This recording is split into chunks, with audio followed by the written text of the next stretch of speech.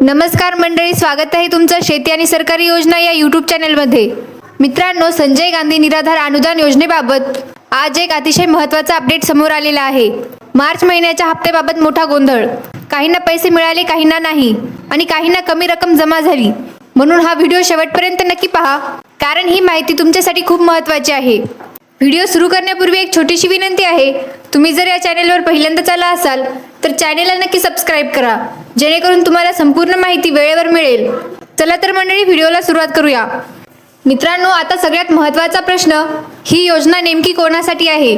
खूप लोकांना वाटतं की ही योजना फक्त एका प्रकारच्या लोकांसाठी आहे, पण तसे नाही आहे। ही योजना वेगवेगळ्या गरजू लोकांसाठी आहे। उदाहरण देऊन समजावते। समजा तुमच्या गावात एखादे वयोवृद्ध आजोबा आहेत, ज्यांना कोणतीही कमाई नाही, तर ते वृद्धापकाळ पेन्शन अंतर्गत येतात।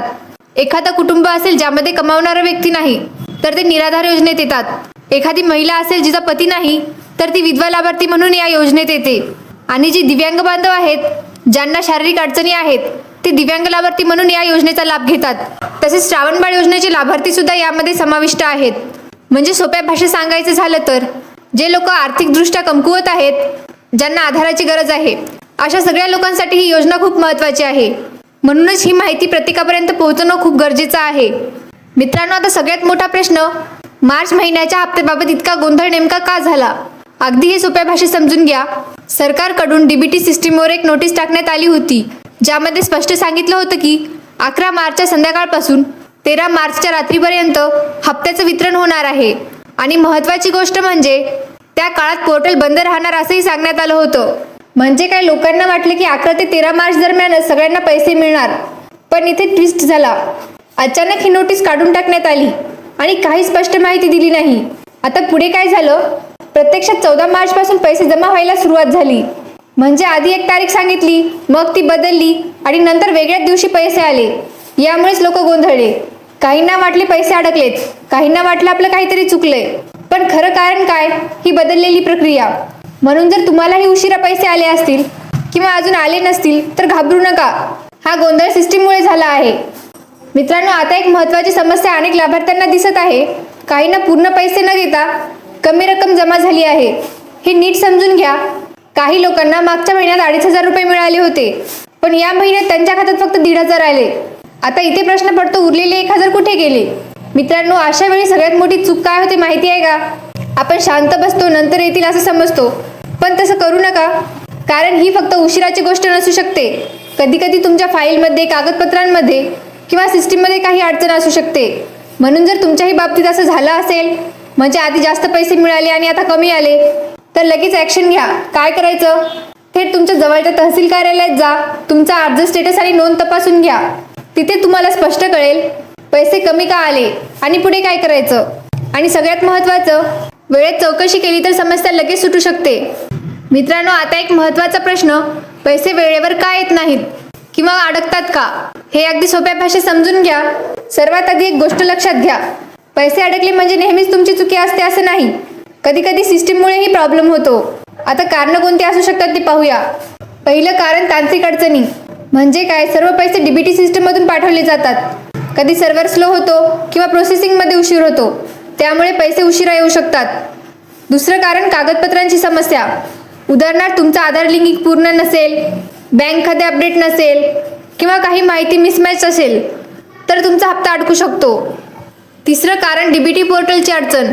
कधी कधी पोर्टलवर काम सुरू असतं किंवा अपडेट चालू असतात, त्यामुळे पैसे ट्रान्सफर होण्यास उशीर होतो। आता सगळ्यात महत्त्वाची गोष्ट, आपण काय करतो? फक्त वाट बघत बसतो, पण तसं करू नका।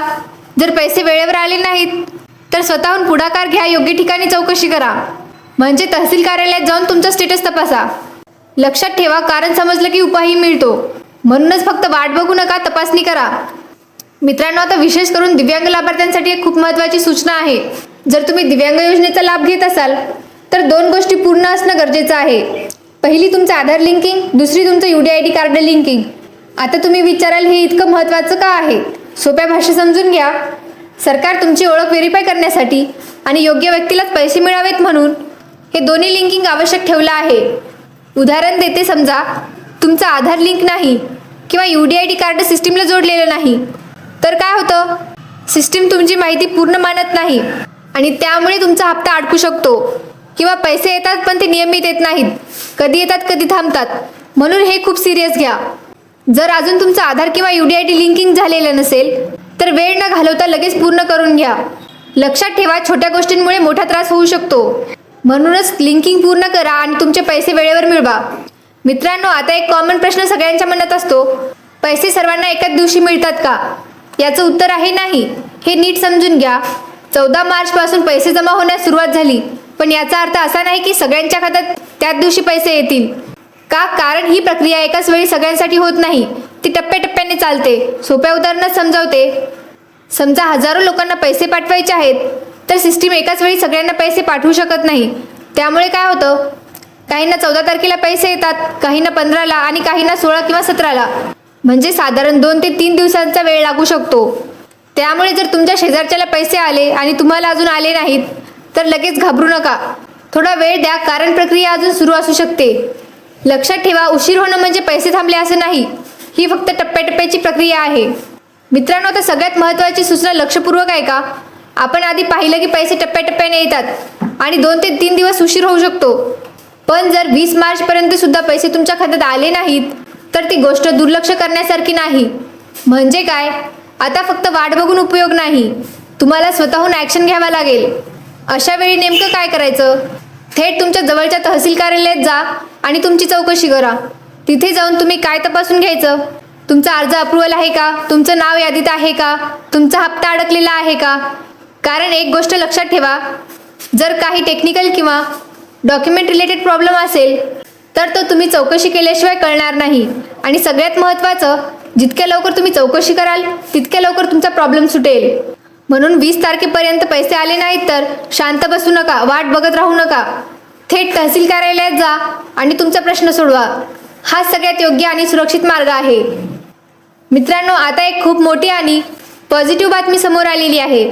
16 मार्च 2026 रोजी सरकारने एक नवीन GR म्हणजे शासन निर्णय जारी केला आहे. आता तुम्ही विचाराल, हा GR नेमका आहे तरी काय? सोप्या भाषेत सांगायचं झालं तर सरकारने योजनेचं काम सुरळीत चालावं आणि लोकांचे प्रश्न लवकर सुटावेत यासाठी एक महत्त्वाचा निर्णय घेतला आहे. या निर्णयानुसार राज्यातील 35 जिल्ह्यांमध्ये एकूण 1422 तात्पुरत्या पदांना मंजुरी देण्यात आलेली आहे. आता हे पद म्हणजे नेमकं काय? म्हणजे योजनेचं काम करण्यासाठी अतिरिक्त कर्मचारी ठेवले जाणार आहेत. आणि सगळ्यात महत्त्वाची गोष्ट, ही जी पदं आधी तात्पुरती होती त्यांना आता पुढे चालू ठेवण्यासाठी मुदत वाढवण्यात आली आहे. म्हणजे मार्च 2026 पासून ऑगस्ट 2026 पर्यंत. याचा सोपा अर्थ काय? सरकार हे काम थांबवणार नाही, उलट आणखी व्यवस्थितपणे चालू ठेवणार आहे. म्हणजेच अधिक कर्मचारी तर काम जलद तर तुमचे प्रश्न लवकर सुटणार आणि शेवटी तुमचे पैसे वेळेवर मिळण्याची शक्यता वाढणार. म्हणून हा निर्णय लाभार्थ्यांसाठी खूप महत्त्वाचा आणि दिलासादायक आहे. मित्रांनो, आता तुम्हाला एक प्रश्न पडला असेल, ही 1422 पदं नेमकी कोणती आहेत? हे खूप सोप्या भाषेत समजून घ्या. सरकारने वेगवेगळ्या स्तरावर कर्मचारी ठेवलेले आहेत, जेणेकरून काम एकाच ठिकाणी अडकणार नाही. आता त्यामध्ये कोण कोण येतात ते पाहूया. अव्वल कारकून आणि लिपिक क्लर्क म्हणजेच क्लर्क. हे लोक तुमची फाईल तयार करतात, कागदपत्रांची नोंद करतात, म्हणजे तुमचं काम प्रोसेसमध्ये आणतात. उपखापाल हे आर्थिक काम पाहतात, म्हणजे पैसे संबंधित नोंदी आणि हिशोब व्यवस्थित ठेवतात. नायब तहसीलदार आणि तहसीलदार हे अधिकारी स्तरावरचे लोक असतात. ते अंतिम निर्णय घेतात, तुमचा अर्ज मंजूर करायचा की नाही ते ठरवतात. तलाठी गाव पातळीवर काम करतो, तुमची माहिती व्हेरीफाय करतो आणि प्रत्यक्ष तपासणी करतो. शिपाई ऑफिसमधील इतर कामात मदत करतो, फाईल्स इथे तिथे पोहोचवतो. आता सोप्या शब्दात सांगायचं झालं तर एकट्या व्यक्तीवर सगळं काम नाही, तर वेगवेगळ्या लोकांमध्ये काम विभागलं आहे. याचा फायदा काय? काम लवकर होईल, चुका कमी होतील आणि तुमचा हप्ता वेळेवर मिळण्यास मदत होईल. म्हणजे सरकार प्रशासन मजबूत करण्याचा प्रयत्न करत आहे, जेणेकरून लाभार्थ्यांना कमी त्रास होईल. मित्रांनो, आता सगळ्यात महत्त्वाचा प्रश्न, या निर्णयाचा तुम्हाला नेमका फायदा काय होणार? हे अगदी सोप्या भाषेत समजून घ्या. सर्वात पहिला फायदा आहे कामाचा वेग वाढणार आहे. आधी काय व्हायचं? कमी कर्मचारी, जास्त काम, त्यामुळे फाईल्स अडकायच्या. पण आता जास्त कर्मचारी तर काम जलद. दुसरा फायदा, कागदपत्रांची तपासणी लवकर होणार. आधी व्हेरिफिकेशनला खूप वेळ लागायचा, आता ते काम पटकन पूर्ण होईल. तिसरा फायदा, तुमच्या समस्या लवकर सुटणार. उदाहरणार्थ पैसे अडकले, नावात चूक आहे, कागदपत्रात प्रॉब्लेम आहे, तर आधी अनेक दिवस फिरावं लागायचं, पण आता ते काम लवकर होईल. आणि सगळ्यात मोठा फायदा, तुमचे पैसे वेळेवर खात्यात जमा होतील. कारण सगळं काम वेळेत पूर्ण झालं तर पैसेही वेळेत ट्रान्सफर होतील. सोप्या भाषेत सांगायचे झालं तर सरकारने व्यवस्था मजबूत केली आहे आणि त्याचा थेट फायदा तुम्हाला होणार आहे. म्हणजे कमी त्रास, कमी उशीर आणि वेळेवर पैसे. मित्रांनो, आतापर्यंत आपण संजय गांधी निराधार योजनेबद्दल पाहिलं, पण आता अजून एक महत्त्वाची बातमी.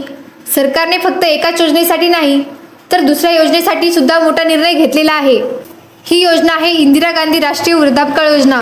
या योजनेसाठी सरकारने एकूण 584 पदांना मंजुरी दिली आहे. आता ही पदं कोणती आहेत ते बघा.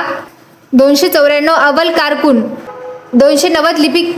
आता तुम्हाला वाटेल याचा नेमका अर्थ काय. सोप्या भाषेत समजून घ्या. सरकार दोन्ही योजनांमध्ये कामकाज मजबूत करत आहे. म्हणजे फक्त एकाच योजनेवर लक्ष नाही तर सगळ्या लाभार्थ्यांचा विचार केला जात आहे. याचा फायदा काय होणार. दोन्ही योजनांमध्ये काम जलद होईल, कागदपत्रांची तपासणी वेळेत होईल आणि लाभार्थ्यांना कमी त्रास होईल. म्हणजेच तुम्ही कोणत्याही योजनेत असाल तरीही सरकार काम सुधारण्याचा प्रयत्न करत आहे. मित्रांनो, आता पुढील हप्त्याबाबत एक महत्त्वाचे अपडेट समजून घ्या. पुढच्या महिन्याच्या हप्त्याबद्दल अजून कोणतीही ठोस अधिकृत माहिती आलेली नाही. म्हणजे पुढचा हप्ता कधी येणार, किती रक्कम येणार याबद्दल अजून स्पष्टता नाही. पण सध्या परिस्थिती काय आहे ते बघा. काही लाभार्थ्यांच्या खात्यात पैसे आले आहेत, पण अजून काही लोकांना पैसे मिळालेले नाहीत. आता इथे एक महत्त्वाची गोष्ट, पुढील 1 ते 2 दिवसांमध्ये बाकी राहिलेले पैसे जमा होण्याची शक्यता आहे. त्यामुळे जर अजून तुमच्या खात्यात पैसे आले नसतील तर लगेच घाबरू नका, थोडा वेळ द्या. पण महत्त्वाचं, जर 1 ते 2 दिवसानंतर हे पैसे आले नाहीत किंवा काही प्रॉब्लेम वाटत असेल तर काय करायचं. थेट तहसील कार्यालयात जा आणि तुमची चौकशी करा. कारण योग्य ठिकाणी चौकशी केल्यावरच तुमचा प्रॉब्लेम नेमका काय आहे ते समजेल. म्हणून थोडा संयम ठेवा, पण गरज पडली तर लगेच ॲक्शन घ्या. मित्रांनो, आता शेवटी एक गोष्ट स्पष्टपणे समजून घ्या. सध्या परिस्थिती अशी आहे की काही लाभार्थ्यांच्या खात्यात पैसे जमा झाले आहेत, काहींना पूर्ण रक्कम न येता कमी पैसे मिळाले आहेत आणि अजूनही काही लोकांचे पैसे बाकी आहेत. म्हणजेच प्रत्येकाची परिस्थिती वेगळी आहे. म्हणूनच सगळ्यांनी एकच गोष्ट करणे गरजेचे आहे. सर्वात महत्त्वाचं, शांत बसू नका. नंतर येतील असं समजून वाट बघत राहू नका. जर तुमच्या बाबतीत पैसे आले नाहीत किंवा कमी आले तर लगेच ॲक्शन घ्या. थेट तहसील कार्यालयात जा, तुमची पूर्ण चौकशी करा, तुमचा स्टेटस तपासून घ्या. कारण तुम्ही स्वतः चौकशी केल्याशिवाय तुमचा प्रॉब्लेम नेमका काय आहे हे कळणार नाही. आणि लक्षात ठेवा, जितक्या लवकर तुम्ही पाऊल उचलाल तितक्या लवकर तुमचा प्रश्न सुटेल. म्हणूनच थेट तहसील कार्यालयात जाणं हाच सगळ्यात योग्य आणि खात्रीशीर मार्ग आहे. मित्रांनो, ही माहिती तुम्हाला उपयुक्त वाटली असेल तर एक छोटंसं काम नक्की करा. व्हिडिओला लाईक करा, जास्तीत जास्त लोकांपर्यंत शेअर करा आणि अशाच महत्त्वाच्या अपडेट्ससाठी शेती आणि सरकारी योजना या यूट्यूब चॅनलला नक्की सबस्क्राईब करा. आणि सर्वात महत्त्वाचं, जर तुम्हाला रोजचे ताजे अपडेट्स थेट तुमच्या मोबाईलवर हवे असतील तर आमच्या व्हॉट्सअप ग्रुपमध्ये नक्की जॉईन व्हा. व्हॉट्सअप ग्रुपची लिंक डिस्क्रिप्शनमध्ये दिलेली आहे. त्या लिंकवर क्लिक करा आणि लगेच ग्रुपमध्ये जॉईन व्हा. तर पुढील अशाच महत्त्वाच्या अपडेट्ससाठी आमच्यासोबत नक्की जोडलेले राहा. धन्यवाद. जय हिंद, जय महाराष्ट्र.